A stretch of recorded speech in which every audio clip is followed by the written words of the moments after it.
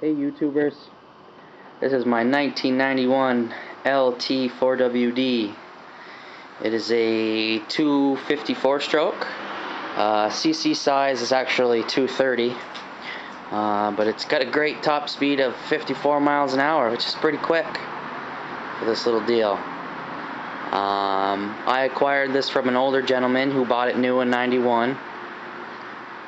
Lived on a farm, rode it around the farm, and just recently gave to his granddaughter so that she could learn how to ride. This year it didn't want to start for them. Electric start didn't work, so he gave it to me to figure out what was going on.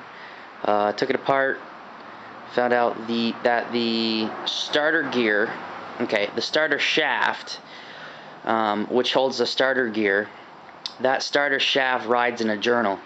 Half of that journal was smashed out, so it didn't hold the shaft, so that it didn't hold the starter gear, so that the electric start didn't work. He didn't want to put the time or money into fixing it, and he actually sold it to me. So with my initial cost for the four-wheeler and parts and whatever, I got about 450 bucks into it, which is not a bad deal. Took it out yesterday, and this thing is like bulletproof. Runs great. And the kicker is it's only got 600 miles. It had less when I got it. I put 19 on it yesterday, which is a pretty good ride. And she's at 613 now, so it's really just a baby. And for a 91, it's really great shape, except for the seat. Got some blue duct tape on there. Works pretty well. If you guys aren't familiar with these four-wheelers, or if you are, you know that they have a pretty cool system that they use for shifting in the four-wheel, two-wheel, diff lock, high, low. They got this whole shift pattern going on here. The left side is two-wheel, four-wheel, and diff lock. Then you've got high, low, and super low. Diff lock only works in super low, and it's a front differential lock. Then you have your reverse lever. Need to be in neutral. You can kick it back into reverse if you turn the key on. If we kick the lever back, she goes into reverse. Kick it forward, you're back in neutral. You can shift up and go. So that's pretty cool. Brakes and everything work great. Throttle cable, nothing was sticky or seized up. High and low beam actually both work. Low, high.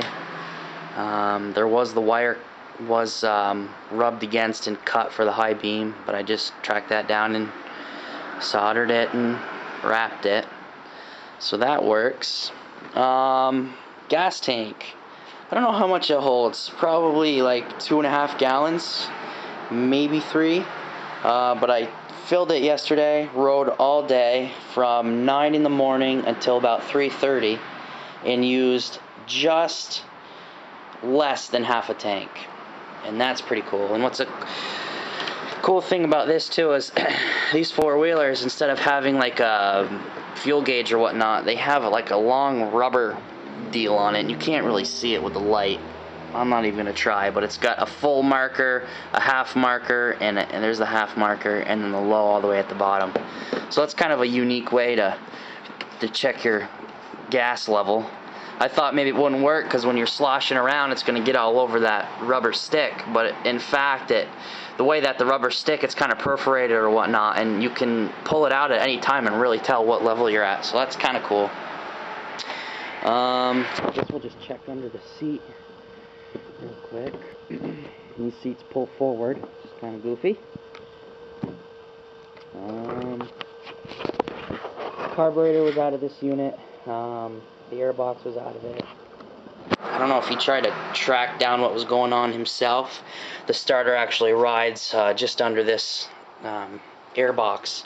So all this stuff was out of it. While it was out, I cleaned the carburetor, put it back together, got a new air filter for it, just put a uni sticker, kind of not necessary, but I did it.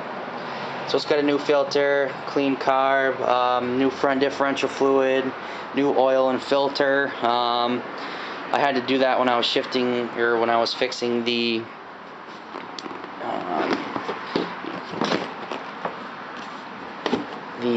starter gear issue, because the side cover was off. Come over. You can't quite see it. I'm not even going to show you in this light because you can't see the side cover that the issue was under. One little weird thing too about these is you can see that right where the motor should be, maybe. You can see right through that.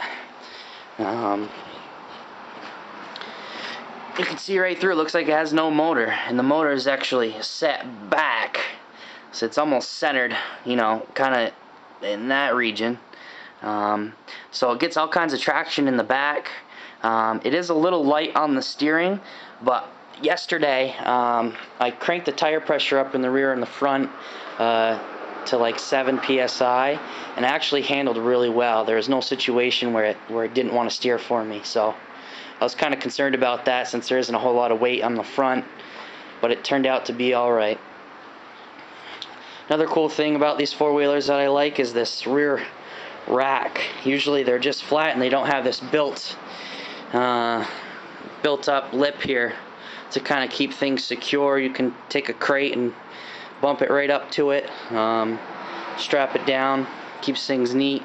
I'm sure there are some downfalls throwing stuff over it that's bigger or whatever, that would cause an issue, but I think it's kind of a cool feature. See what the light's like back here. It's got a hitch on it. Yeah, poor light. You can kind of make it out. This exhaust here, it's a big square can with the muffler in the middle. The whole thing's the muffler, but the exhaust comes out the middle. There's actually, on this can, it's rusted through right here. So most of the exhaust comes out the corner. Some does come out of the center. You can't tell really. Oh, I guess you can see the shock. It's fully independent in the rear. Obviously in the front too. It's got a hitch ball on it. The tires on it are brand new. He bought them 2 years ago. Not many miles on them. There is 2 plugs in that one, but it holds well. Let's see the front. This front plastic he had, or didn't have, so I had to buy that. Underneath that plastic is the battery. And obviously that's how you get to your light bulbs. Your wiring for like your neutral light is all under there. That piece itself is like 35 bucks, which is kind of a downer, but it is what it is. Front differential, again, you can't really see it well. CV shafts, boots and everything were great. The rubber wasn't brittle. And again, for 91, and these are all original parts, this guy must have kept it in the garage or something. It really took good care of it. Right now it's dirty and muddy for me, and I need to probably follow in his practices to make sure it maintains its longevity. But everything really worked well. Front diff lock worked great. I'll try to post a video that one of the guys I went riding with took with his BlackBerry. It's kind of crappy quality, but we were going through some pretty good mud, and I got stuck. I was just in 4 low though. Kicked it in diff lock, and it picked itself right out of what I was stuck in. So it's really sweet. All in all, I'm pretty excited that I came up on this deal, and like I said, it took some time and money, and it was about a month to get everything squared away and to what it is now, so that I was up and running. And yesterday was that first trip, and it went all day. I kind of beat it, and it stood up to it. Did really well. So hopefully the next videos that I'm posting up are more of trail riding videos, and we can see what this thing does. Again, I search YouTube for videos on these, and a lot of them are kind of beat, and the videos aren't too great as far as information and quality, I guess. And I'm hoping to kind of bring some of that to the table. So alright, Suzuki fans, or whatever, old four-wheeler fans, until next time.